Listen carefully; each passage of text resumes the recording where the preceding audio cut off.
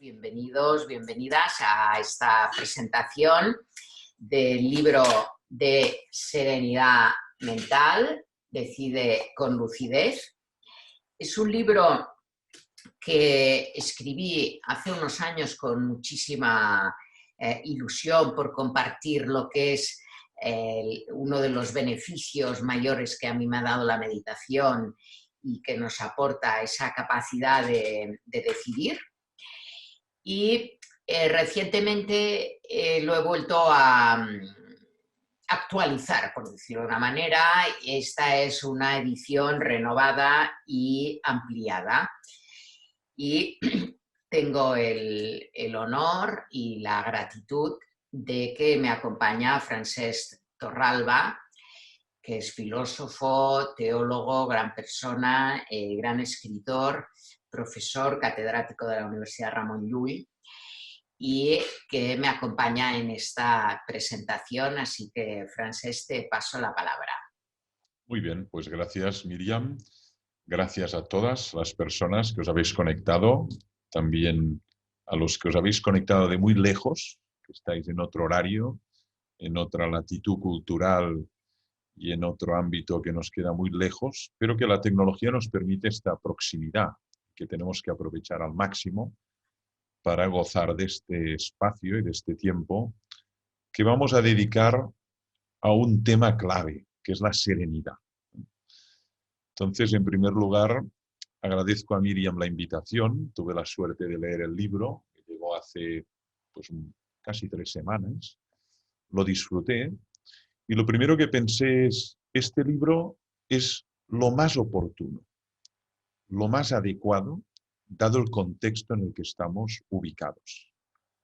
En un contexto caracterizado por la incertidumbre, la volatilidad, la complejidad, en un contexto que se caracteriza sobre todo por la vulnerabilidad.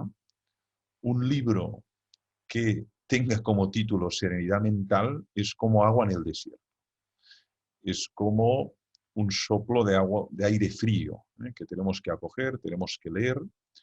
Yo lo he leído con lentitud, es un libro formalmente de una gran claridad, no es un libro duro, espeso, sino que es un libro que además se dirige directamente al lector, que trata en segunda persona del singular. Por lo tanto, hay una interlocución directa y es un libro que, como veremos, nos ayuda al difícil proceso de toma de decisiones.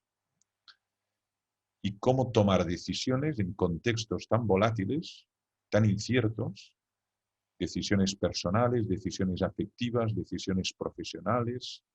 Aquí hay personas que tienen responsabilidades educativas, en comunidades educativas, en comunidades religiosas, cómo tomar decisiones en contextos tan sumamente inestables. Entonces, lo primero que pensé antes de abrir, antes de leer el índice, es, este libro es muy oportuno, es muy adecuado. Y la verdad creo que puede generar un gran bien a lectores y a lectoras que se acerquen a él, porque además tiene una escritura muy clara y muy didáctica. Formalmente está dividido en capítulos breves, con un mensaje muy claro, y no se anda por las ramas. Yo llevo tiempo leyendo a Miriam Subirana, que además soy un gran aficionado de su pintura.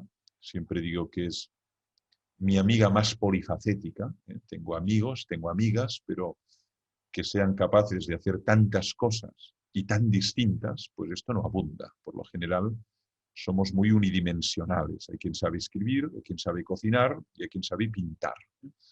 Pero hacer las 3 cosas bien o muy bien es muy difícil. Y este es un libro que nos presenta su faceta como escritora, como maestra de meditación, a través de una experiencia muy larga, a nivel de crecimiento y de desarrollo espiritual, que va exponiendo biográficamente y que no esconde o no oculta. Entonces, el libro es oportuno. ¿Por qué? En un contexto como el nuestro, lo que abunda es el desasosiego, es la inquietud, es la intranquilidad, es el temor, es la rabia, es la ira. Es decir, lo que circula y lo observamos en el ambiente, es verdaderamente un río de emociones muy tóxicas. Hay un mar muy tumultuoso de emociones, que a veces son muy invisibles, pero al final alteran la vida personal, la vida profesional, la vida familiar. Y por lo tanto, cuando tenemos un libro que nos invita a tratar de experimentar serenidad o sosiego, también se podría llamar así, ¿no? Sosiego mental, serenidad, paz interior, tranquilidad interior. Los estoicos hablaban de la tranquilidad del alma, en una expresión latina muy preciosa, tranquilitas anime, pues es una invitación. Entonces, yo voy a subrayar sobre todo 3 palabras de este libro, también para facilitar el diálogo posterior con Miriam, que nos permita luego ella ahondar en ámbitos o en territorios que yo he dejado de lado y que quiero focalizar, poner el zoom en 3 palabras, que es la palabra aceptación, la palabra discernimiento y la palabra intención. La palabra intención.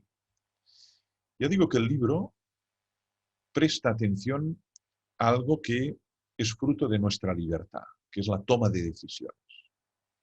La verdad es que nos encontramos en muchas encrucijadas vitales. Y en esta encrucijada vital tenemos que decidir.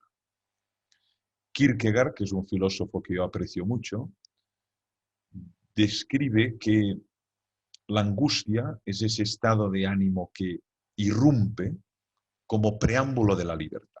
Es decir, uno se encuentra frente a una encrucijada, tiene que elegir, optar por un camino, A, B, C o D, y experimenta angustia. No sabe qué hacer. Experimenta incluso perplejidad. Y sin embargo no puede quedarse ahí indefinidamente, porque el tiempo pasa, sino que debe optar. Y la pregunta es cómo decidir, cómo separar, cómo deliberar, cómo poder tomar decisiones que tengan que ver con nuestra finalidad fundamental y también con nuestras capacidades para desarrollar esas decisiones. Y por lo tanto es un libro que nos ayuda a enfrentarnos a estas encrucijadas vitales. A veces hay decisiones que son binarias y además son irreversibles y además son excluyentes. Pongo un ejemplo, ¿no? Ser padre o no ser padre. Bueno, esta es una decisión que además de ser binaria, o lo eres o no lo eres, además es irreversible. Cuando uno lo es, ya no puede dejar de serlo. Incluso cuando el hijo crece, se va de casa, se emancipa, uno sigue siendo padre. Lo que pasa es que vive esa paternidad de otro modo, ¿no? Y la madre anciana vive su maternidad de otro modo. Pero yo cuando voy a ver a mi madre, que ya no me reconoce porque sufre un Alzheimer, pues, bueno, vive esa maternidad de otro modo, ¿no?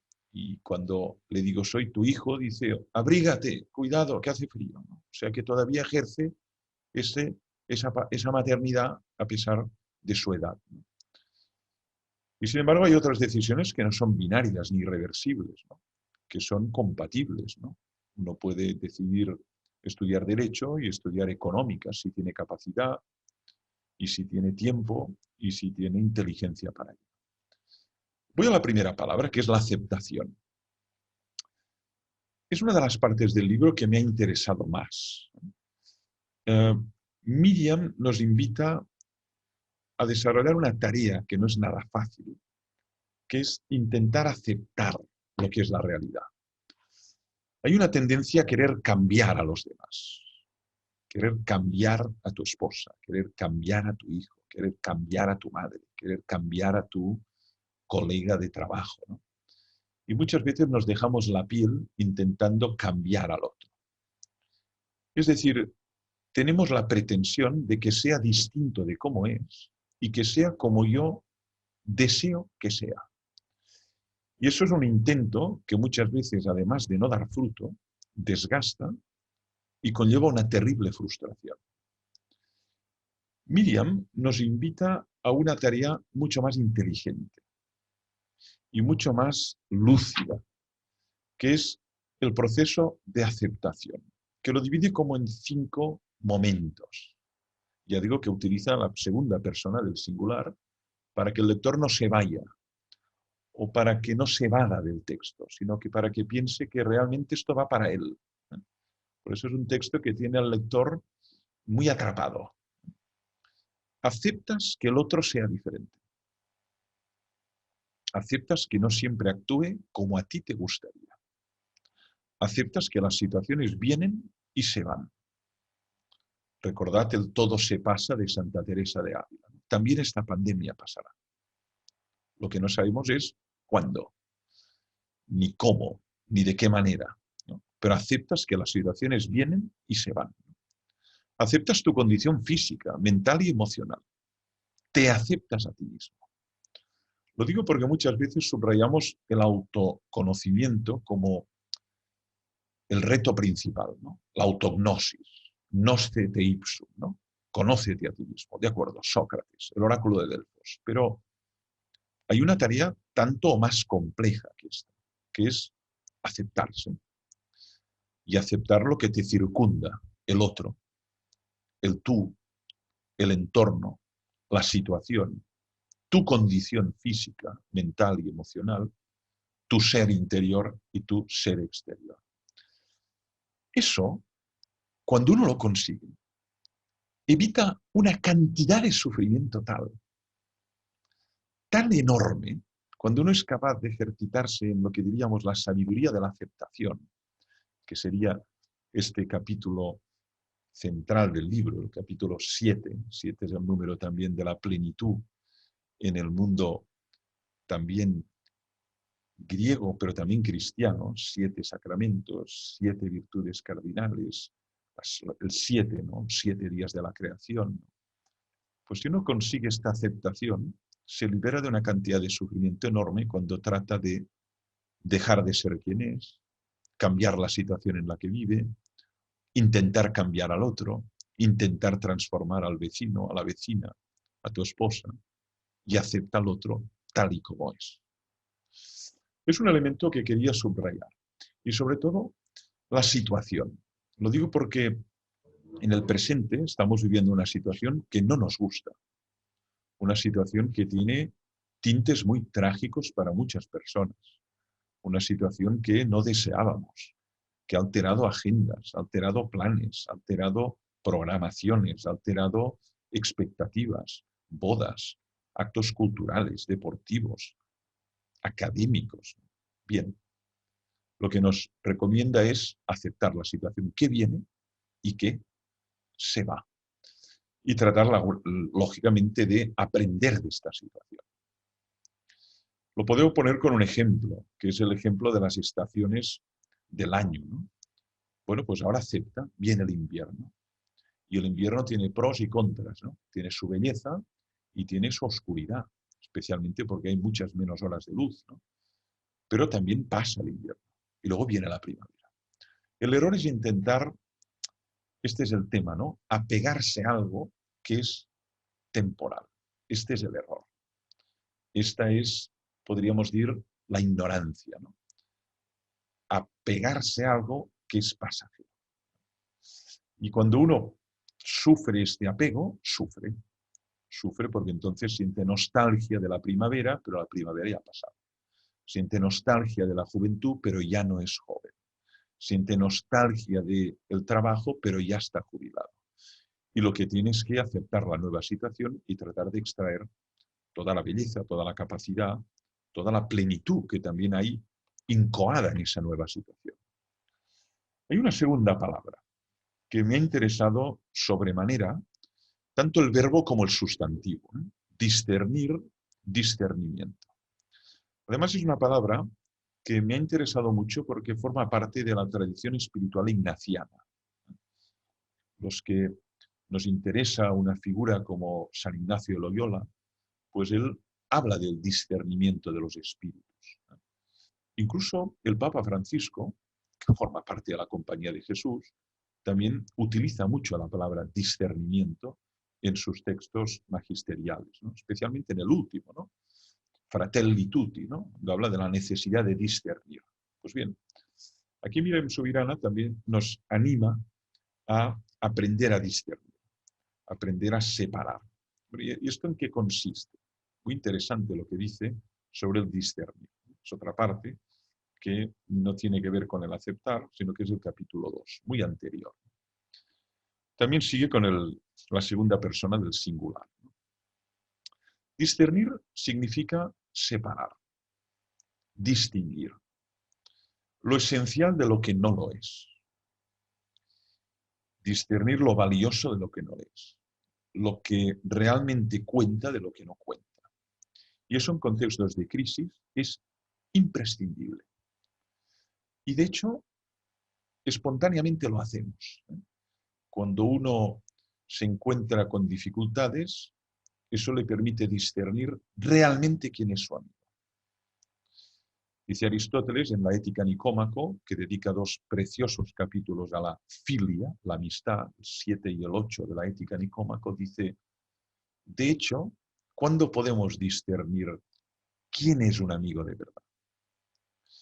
Pues en un contexto de crisis, en un contexto de ruptura, en un contexto de enfermedad, de fracaso, de necesidad, es cuando te das cuenta de quién es tu amigo y con quién puedes contar.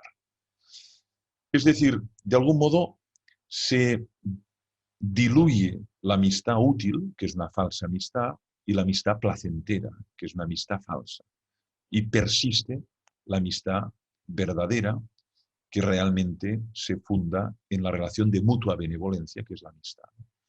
Por tanto, las crisis nos ayudan a discernir, paradójicamente. No las buscamos, pero nos ayudan a aclarar qué es lo que cuenta, qué es lo fundamental, dónde está el hueso y dónde está la grasa, dónde está lo sustantivo y lo accidental. O parecido con Eugeni Dors, ¿no? Lo categorial y lo anecdótico. En cambio, cuando hay mucha abundancia, todo va bien, uno puede simplemente entretenerse en 1001 cosas, pues no discierne, sino que simplemente va de una página a otra o de una fuente a otra. Cuando a uno le queda poco tiempo de vida, discierne también. Yo he tenido diálogos con personas al final de la vida que tienen un pronóstico fatal y por lo tanto que cuentan con 6 meses o 1 año o 2 años de vida, y allí hay una capacidad de discernir enorme. Es decir, mira, el tiempo que me queda lo quiero dedicar a mi familia, a mi obra, a la naturaleza, a el arte, la música, pero lo que no voy es a dedicarlo en estupideces. Por lo tanto, a veces la situación de crisis, enfermedad, fracaso, crisis afectiva, crisis pandémica, nos ayuda a discernir con más claridad, nos ayuda a ver con más claridad. Entonces ella desarrolla, Miriam, con gran maestría y con gran claridad, las dificultades de discernir.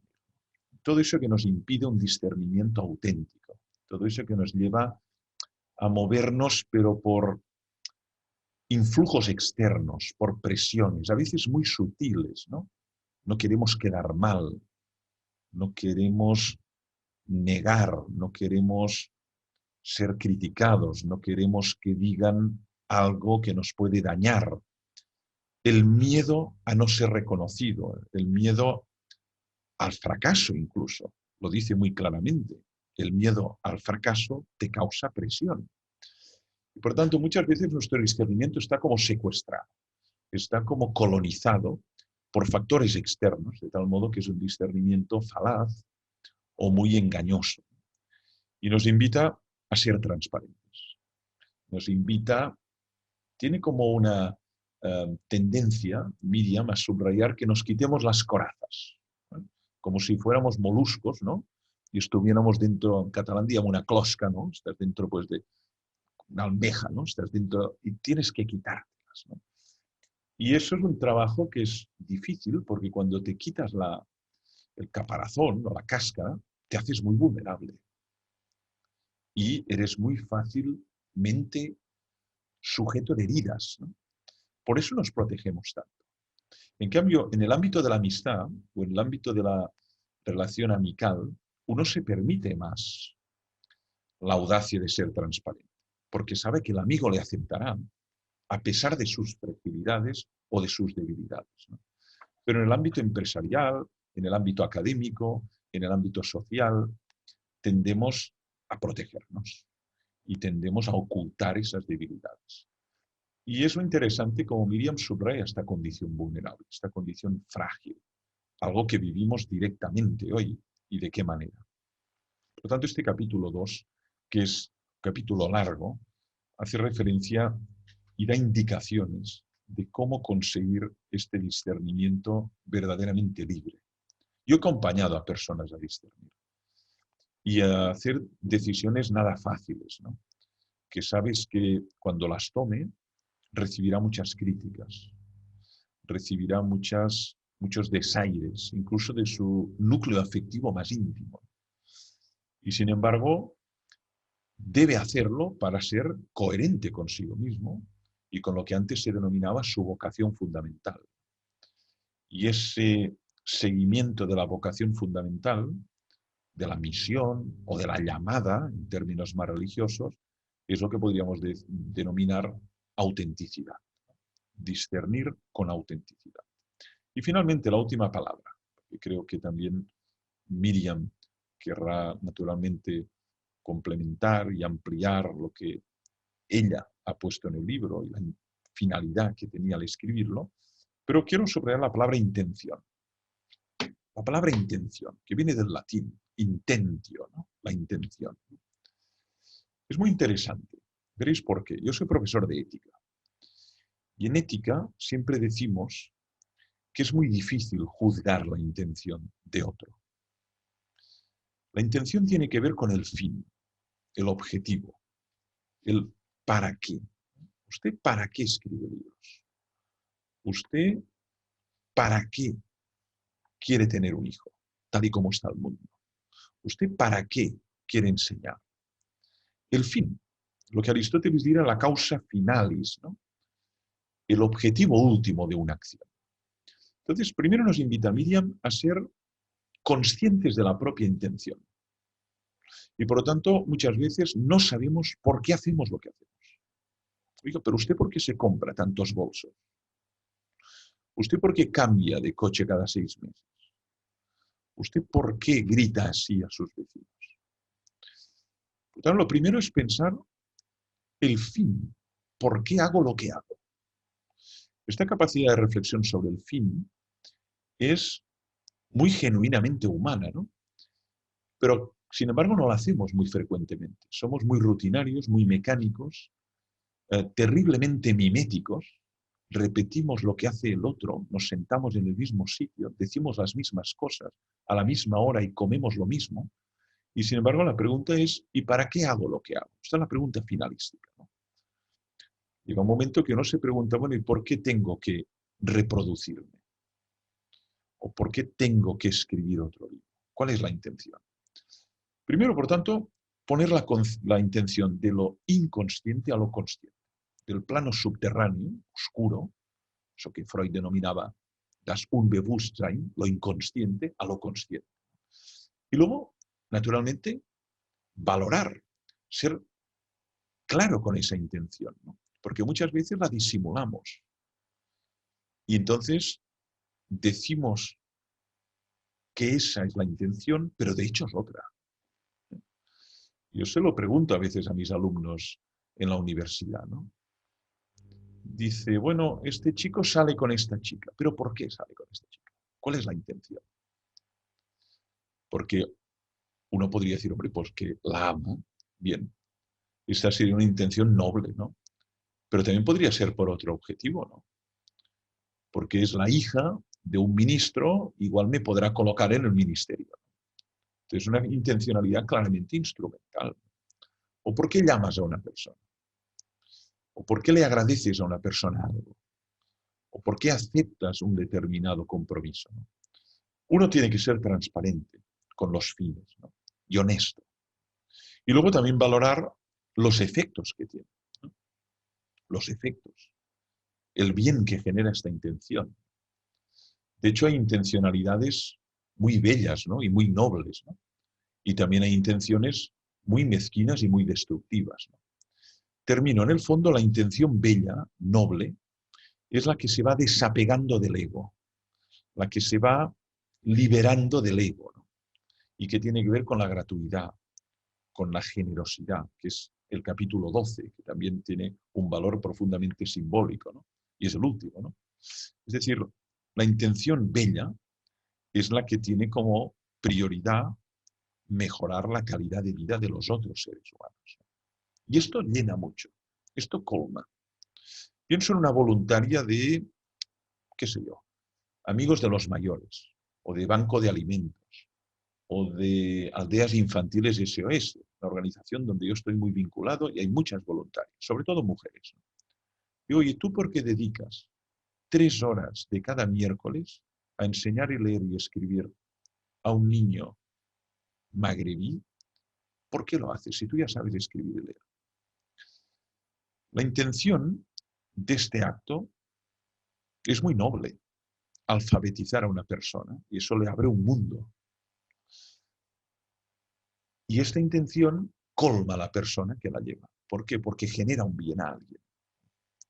Y por tanto te desapegas de tu comodidad, pero ver que esa intención mejora la calidad de vida a alguien nos llena mucho. Nos pasa cuando un libro ha sido leído por un lector y te dice, me ha sido muy útil, me ha ayudado a clarificar un tema que tenía terriblemente, terriblemente enredado. Bueno, pues esto te llena como autor, ¿no? O una obra de arte, una pintura, ¿no? O una música, ¿no?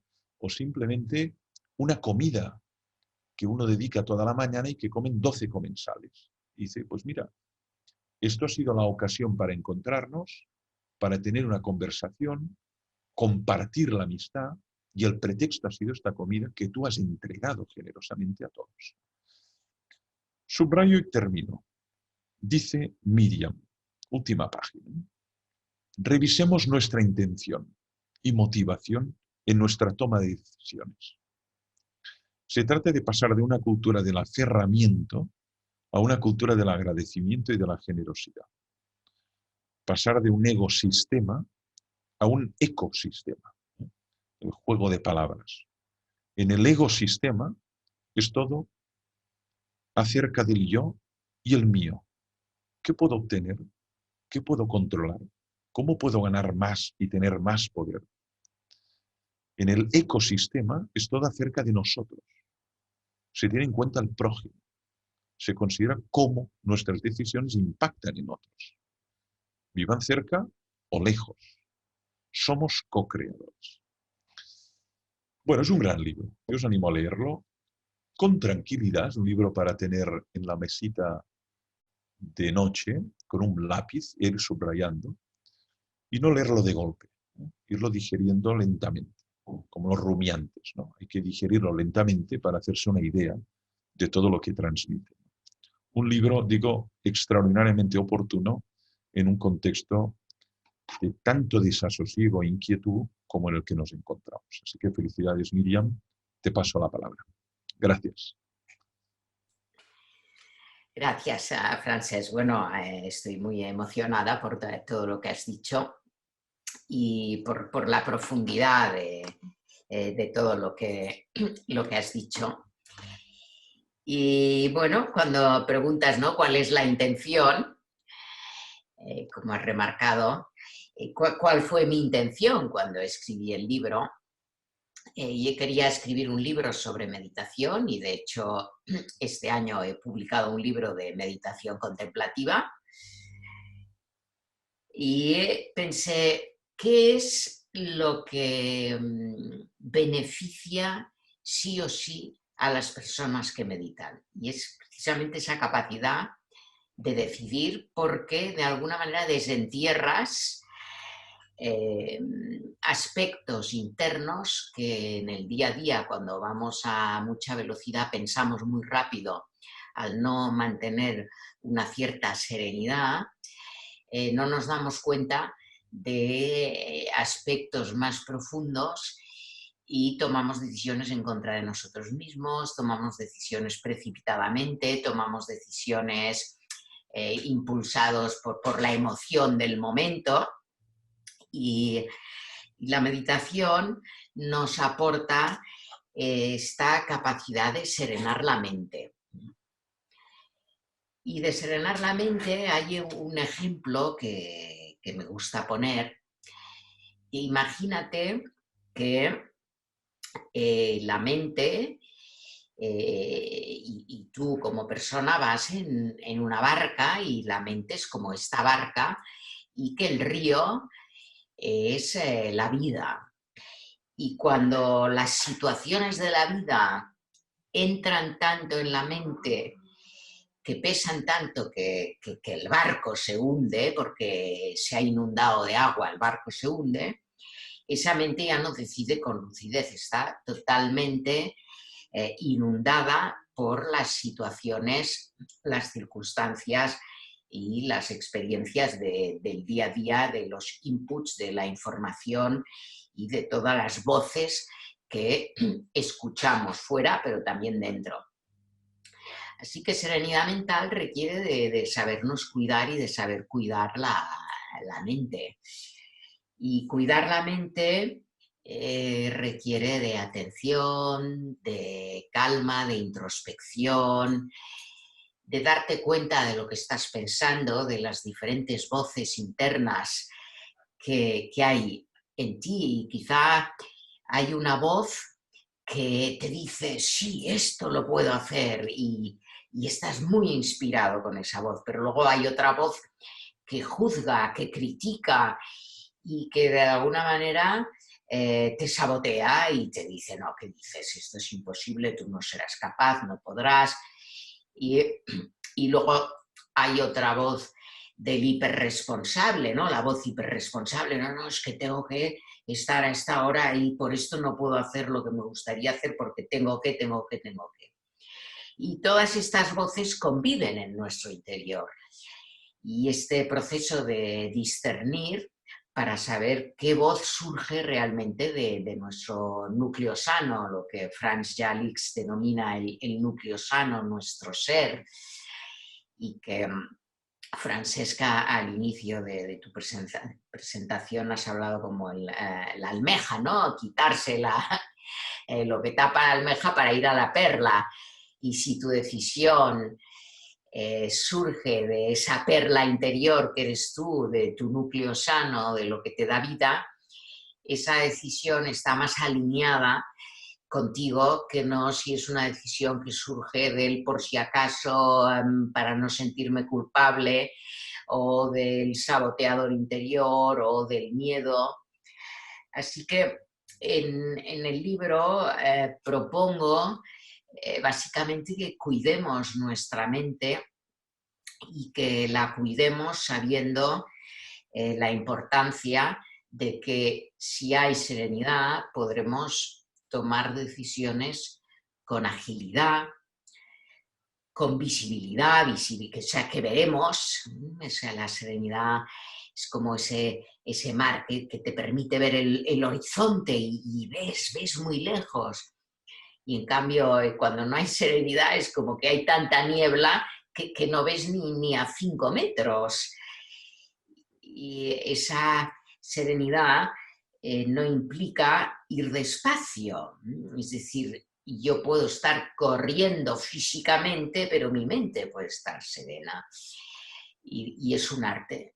Y la meditación nos ayuda a desarrollar ese arte. También otros aspectos como la reflexión, el plantearnos preguntas que nos ayuden a indagar más en profundidad, el darte cuenta de las diferentes voces. Hay una voz que surge de la sombra, de lo que no eres, y esa voz pues no tendríamos que hacerle tanto caso. Ramana Maharshi dice, bueno, de lo que se trata realmente es dejar de ser lo que no eres. Deja de ser lo que no eres.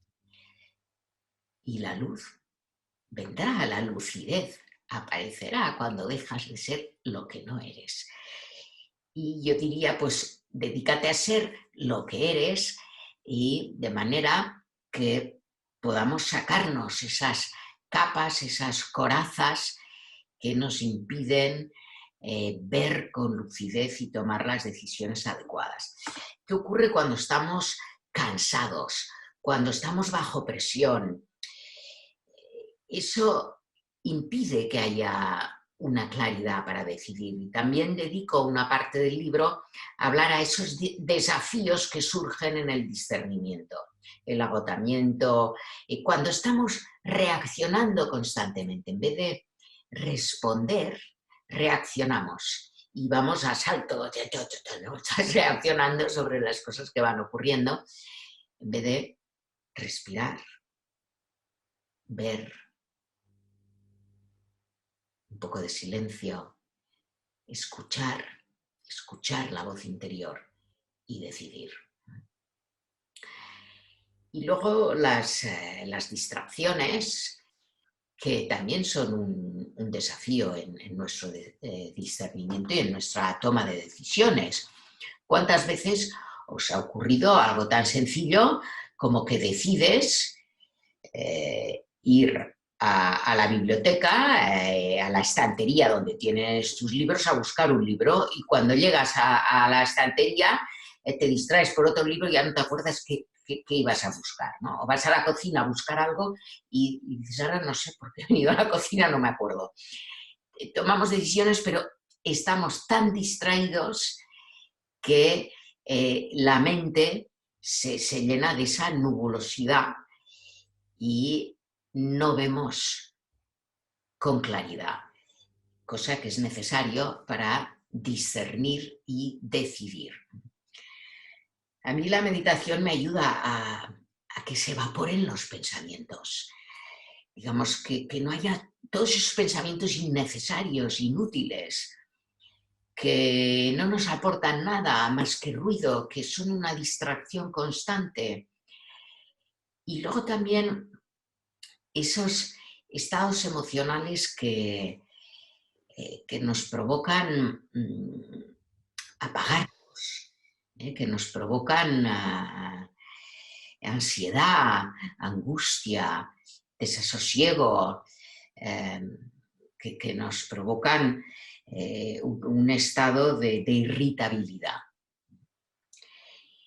Y la cuestión es que normalmente pensamos, bueno, ya tendré serenidad cuando pase esto, cuando pase lo otro.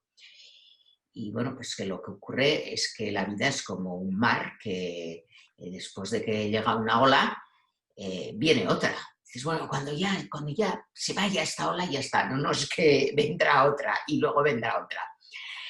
De diferentes olas que nos vienen, ¿no? Olas de situaciones difíciles, de la muerte de un ser querido, de un accidente, de algo que ocurre difícil en tu vida.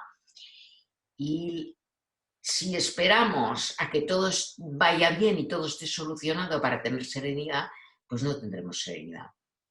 Así que es aprender a estar como en el ojo del huracán, que se ve que hay un silencio muy grande en ese espacio y sabes que viene algo, pero hay un espacio de silencio. Y es lograr que la mente sea como ese oasis donde hay vida, pero que no se seca por el desierto, sino que está llena de vida, pero no llena de complicaciones y de ruidos y una cosa tras otra, ¿no? Sino que podamos mantener la mente en calma. En el libro hay un capítulo breve en el que sí que hablo de la meditación ya más en concreto y doy unos pasos. De todas maneras, si queréis aprender a meditar, os recomiendo que además del libro de Serenidad Mental, hay el otro libro que he publicado este año de meditación contemplativa, que es más profundo de la meditación. La serenidad mental es un paso previo a tener una meditación contemplativa profunda. digamos que hemos de aprender a relajarnos y a relajar la mente también, a darle un espacio. Y para ello hemos de superar un hábito que es el hábito de querer tenerlo todo controlado, todo organizado, todo controlado. Dices, bueno, cuando estoy controlado, cuando ya lo tenga todo planificado, todo bien, entonces ya me podré relajar. Bueno, quizá lograrás tener todo planificado, controlado, pero luego ¡pum!, aparecerá un imprevisto. Y ese plan que tenías y que has preparado tan minuciosamente resulta que ya no te sirve porque ya no lo puedes aplicar porque pues ha aparecido ese imprevisto, que ibas a ir en coche y el coche pues de repente deja de funcionar o pasa algo que no puede cumplirse el plan que tú tenías previsto. ¿Es posible tener serenidad mental aunque no esté todo controlado?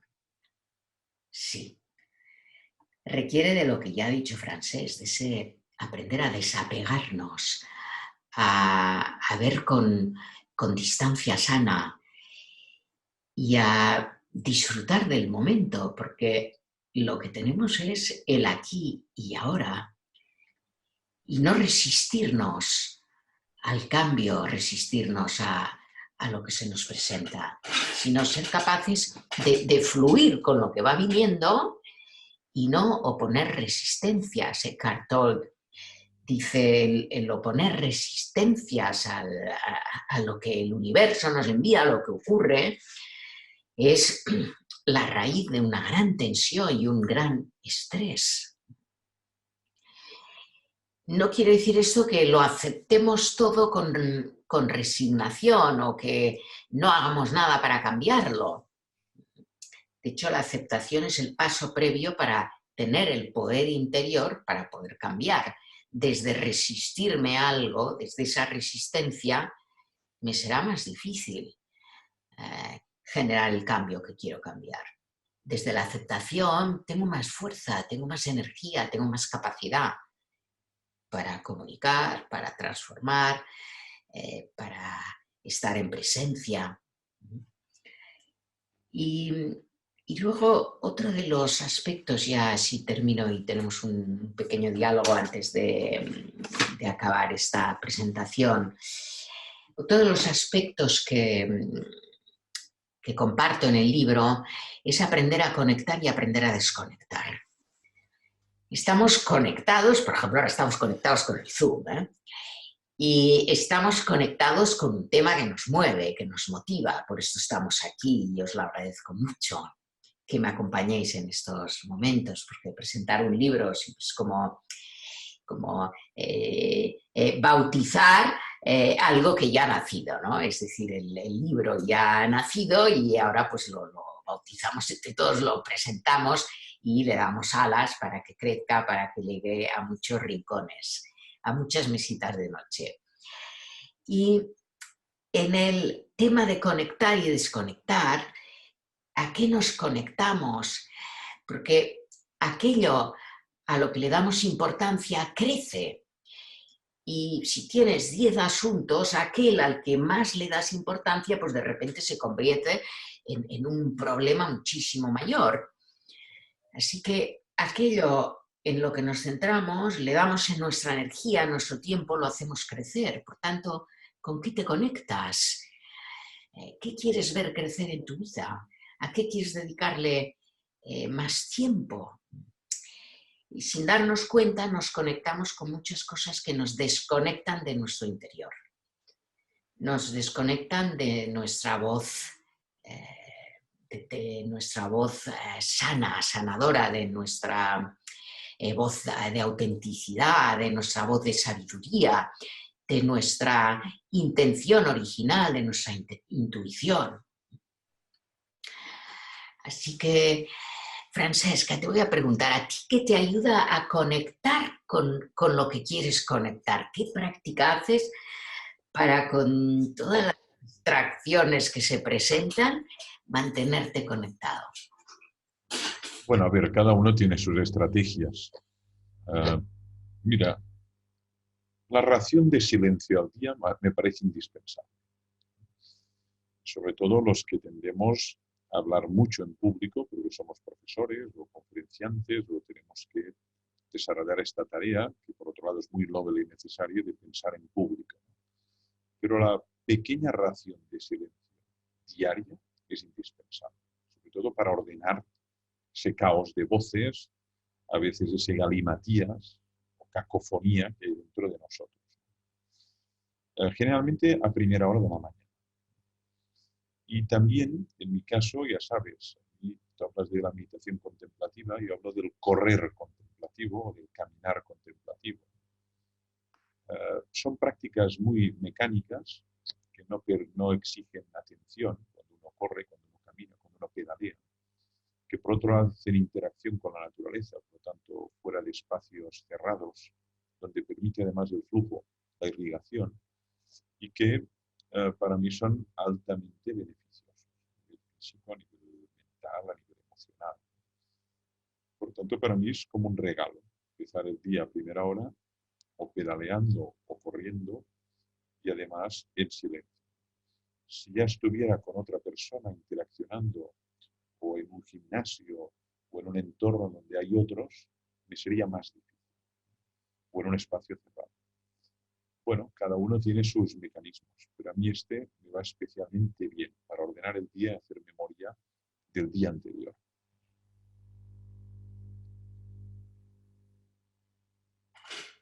Muy bien. Yo también te quería comentar a ti, Miriam, Sí. que indagas un poco más en lo de la aceptación, porque muchos dicen que la aceptación en el fondo es como una resignación, ya que no puedo cambiar, ya que soy así, ya que mi padre es así, ya que mi madre es así, pues simplemente tiro la toalla y me resigno a lo que hay. Y yo creo que hay una diferencia entre aceptación y resignación, pero quería ver cómo tú lo planteas, porque igual no es como lo planteo yo. Sí, es un buen tema muy importante. A ver, yo creo que ante una situación tenemos tres grandes opciones. Una es aceptarla como es y seguir como estoy ante esa situación o en esa situación. Otra es cambiar yo de situación, si puedo. Bueno, yo esta situación no me gusta, este trabajo no me gusta, esta casa no me gusta, este lugar no me gusta, esta pareja no me gusta, o no me gusta, no me va bien, o me estoy enfermando, lo que sea. Y es demasiado grande, veo que es imposible cambiarlo y decido yo cambiar de situación. Otra opción es, bueno, esta es la situación, hay un vínculo con esa situación, yo quiero seguir estando aquí y voy a poner todos mis recursos para intentar generar el cambio que esté en mis manos. Porque si me quedo simplemente aceptando con los brazos cruzados y quejándome, no, es que estoy quejándome y quejándome, es un desgaste total eso. Entonces, si no te gusta la situación, sientes que te perjudica, cambia de situación, o si la aceptas tal cual está, quedarte, dejar de quejarte y disfrutar de lo que hay, de lo que es, y valorar y apreciar lo que te aporta. Y si no, digamos, sientes que no puedes marchar de la situación y que esta es la situación en la que estás y que tienes que afrontarla, el primer paso para afrontarla es aceptar que esto es lo que está ocurriendo, y desde la aceptación, yo trabajo también en la visión. Bueno, ¿cómo me gustaría, si esta situación estuviera solucionada, qué estaría ocurriendo? ¿Qué es lo que quiero ver crecer en este entorno, o en esta relación, o en esta situación? ¿Qué está en mis manos? Y aquí entramos en lo que llamamos el área de influencia y el área de preocupación. hay cosas que está en mis manos cambiar, pues si llamo o no llamo, si escribo o no escribo, si le digo o no le digo, si me presento o no me presento, todo esto está en mis manos. Pero hay otros aspectos, como que el otro cambie de la manera que a mí me gustaría, pues que quizá no está en mis manos.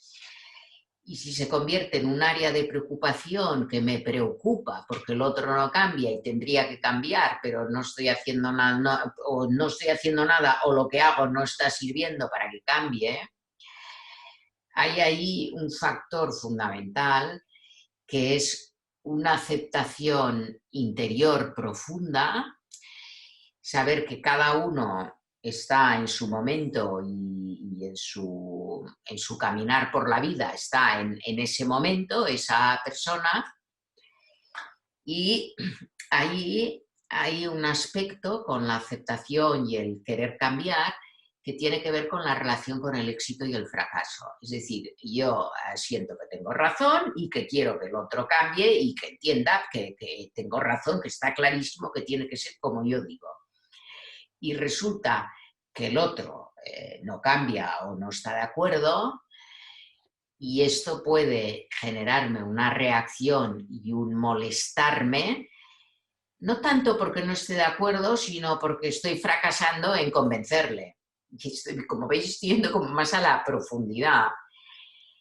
Y esa relación con el fracaso algunos la llevan muy mal. Y ahí, bueno, yo pregunto, ¿qué es el fracaso para ti?